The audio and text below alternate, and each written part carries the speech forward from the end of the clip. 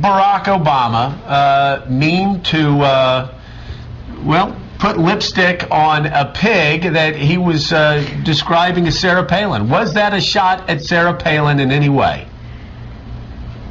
Absolutely, categorically not. This thing is so ridiculous. What Senator Obama was talking about is how John McCain, he never talked about Sarah Palin in any way, how John McCain is running a campaign in which suddenly, despite the fact that he would give you the same economic policy, the same foreign policy, the same health policy, education policy, and energy policy as George Bush, he's nevertheless the candidate of change. So what Senator Obama was saying, you can't just call it change and say it's change. And what is offensive about the way that the McCain campaign has reacted is, once again, they are making these ridiculous charges. First of all, this had nothing to do with Governor Palin, but secondly, they made a ridiculous charge that it had something to do with sexism. And I think that she should be embarrassed, and it is insulting to women that the McCain campaign keeps cynically grasping for some excuse to say that everything that is said about the ticket has something to do with sexism.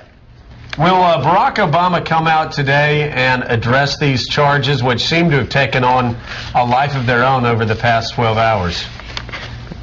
Charges? I mean, what is the charge? You know, this is a commonly used colloquialism. The charge is sexism against Barack Obama. He has been attacked. He's been insulted. The New York Daily News, the New York Post, Drudge, a lot of the papers are talking about it. The attack and the charge is against your candidate, Barack Obama. Will he address these charges of sexism today? So in other words, you're saying that because Drudge and the New York Post are accusing the Democratic candidate of sexism, which is a completely ridiculous charge. I mean, you know, of course we're not going to spend the day responding to something like that. Senator Obama is going to be out today, as he does every single day, talking to voters about how he's going to improve education for children, make college more affordable, bring down gas prices, move us toward energy independence, do something Linda, to help create with all due respect, that's what he talks about every day. Okay. He's not going to talk about this. Okay, the thing is, though, if somebody accused me of being sexist, if somebody accused me of calling a female vice presidential candidate a pig, I would defend myself, I would defend my party, I would go on the attack. Now, you're smiling and you're laughing. Michael Dukakis smiled and laughed at a lot of Leatt Waters attacks back in 1988. Don't Democrats lose every 4 years because they let charges like these go unanswered? But this one is silly. This is completely ridiculous. The Michael Dukakis hating the American flag in 1988 wasn't silly? I mean, all these charges are always silly.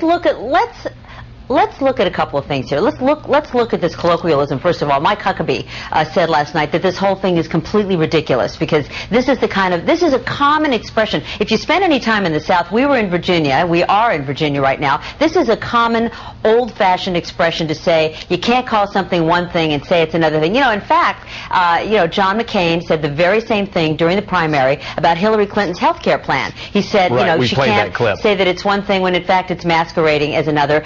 Dick Cheney during 2004 was talking about John Kerry's record when he said the same thing. This is a common expression. What's of more concern is the fact that the McCain campaign keeps trying to trump up these bogus charges of sexism, which, I as a woman find insulting. That you take this governor of Alaska and are constantly finding silly ways to say that she's a victim. I mean, it doesn't do well for the McCain campaign to take a woman governor and try to marginalize her in this way as a victim, and I find it very insulting. You know, the problem, Andrea, is it could backfire and be seen as reverse sexism that the McCain campaign's guilty of themselves.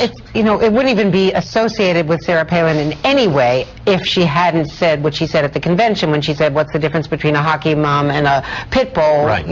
Lipstick. Right. But Linda, how do you guys get back to what you want to talk about? There is a perception that since Sarah Palin hit the trail with John McCain, that he has been energized. Somebody, called his Geritol. He is a better campaigner since she's been with him. Whether that persists today when they split off and she goes back to Alaska is another question.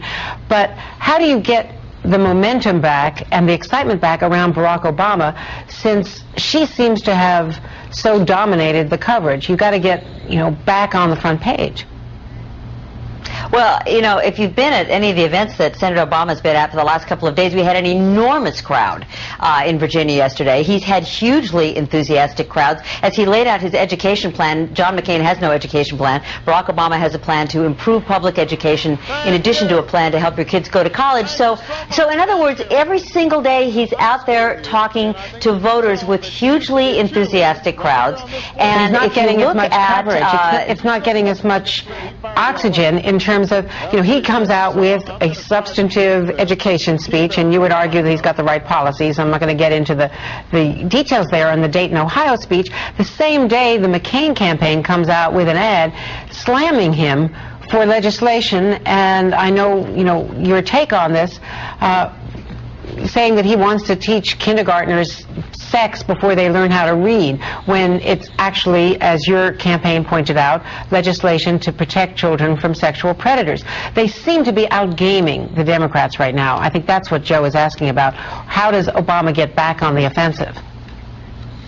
Well, first of all, they have been running a consistently negative and deceptive ad campaign. You're absolutely right about that, Andrea. There has been a barrage of negative, cynical, deceptive ads, and they are, they really do fall into the category, as we've said yesterday, as dishonorable. These are dishonorable ads when you continually try to deceive the public in the most cynical ways about Senator Obama's record. But he's not going to waste his time responding, number one, to stories that loom up in the news media that don't really have any foundation, and number two, all of the negative, cynical, typical Washington attacks that we've been getting from the John McCain campaign. Senator Obama is talking to voters in all of these states. They are keenly interested in knowing whether, one of these candidates, and it is Senator Obama, is going to bring them some kind of change in their lives where their wages aren't stagnant anymore and they can send their kids to college and afford gas and have some prospect for new kinds of green jobs in the future and energy independence, not relying on foreign oil anymore. These are the things that voters want.